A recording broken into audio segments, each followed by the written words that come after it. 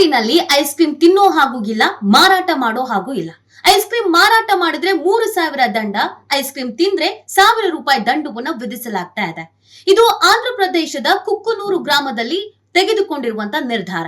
ಯಾಕೆ ಅಂದ್ರೆ ಮಕ್ಕಳ ಆರೋಗ್ಯದ ಹಿತದೃಷ್ಟಿಯಿಂದ ಈ ಊರಿನ ಎಂಟ್ರೆನ್ಸ್ ನಲ್ಲೇ ಐಸ್ ಕ್ರೀಮ್ ತಿನ್ನುವುದು, ಮಾರಾಟ ಮಾಡುವುದು ನಿಷೇಧ ಅಂತ ಹೇರಲಾಗಿದೆ. ಐಸ್ ಕ್ರೀಮ್ ಬಣ್ಣ ಬಣ್ಣವಾಗಿ ಕಾಣ್ಕೊಳ್ಳೋದಕ್ಕೆ ಕೆಮಿಕಲ್ ಯೂಸ್ ಮಾಡ್ತಾರೆ, ಪ್ಲಾಸ್ಟಿಕ್ ಯೂಸ್ ಮಾಡ್ತಾರೆ. ಇದನ್ನ ತಿನ್ನೋದ್ರಿಂದ ಮಕ್ಕಳ ಆರೋಗ್ಯದ ಮೇಲೆ ವ್ಯತಿರಿಕ್ತವಾದಂತಹ ಪರಿಣಾಮ ಬೀರುತ್ತೆ. ತಲೆನೋವು, ವಾಂತಿ, ಬೇದಿ, ಜೀರ್ಣಕ್ರಿಯೆಗೆ ಸಮಸ್ಯೆ, ಹೀಗೆಲ್ಲ ಮಕ್ಕಳ ಮೇಲೆ ಆರೋಗ್ಯದ ಮೇಲೆ ಪರಿಣಾಮ ಬೀರುತ್ತೆ. ಹಾಗಾಗಿ ಇಡೀ ಊರಿನ ಪೋಷಕರು ಕೇಳ್ಕೊಂಡಂತ ಕಾರಣಕ್ಕಾಗಿ ಈ ಊರಿನಲ್ಲಿ ಐಸ್ ಕ್ರೀಮ್ ಅನ್ನ ನಿಷೇಧಿಸಲಾಗಿದೆ.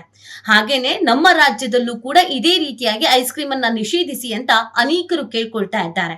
ಮಕ್ಕಳ ಆರೋಗ್ಯದ ಹಿತದೃಷ್ಟಿಯಿಂದ ಈ ನಿರ್ಧಾರವನ್ನ ಕೈಗೊಳ್ಳುವಂತೆ ಬೇರೆ ಬೇರೆ ರಾಜ್ಯದ ಬೇರೆ ಬೇರೆ ಜಿಲ್ಲೆಯ ಪೋಷಕರು ಇದನ್ನ ರಿಕ್ವೆಸ್ಟ್ ಮಾಡ್ಕೊಳ್ತಾ ಇದ್ದಾರೆ.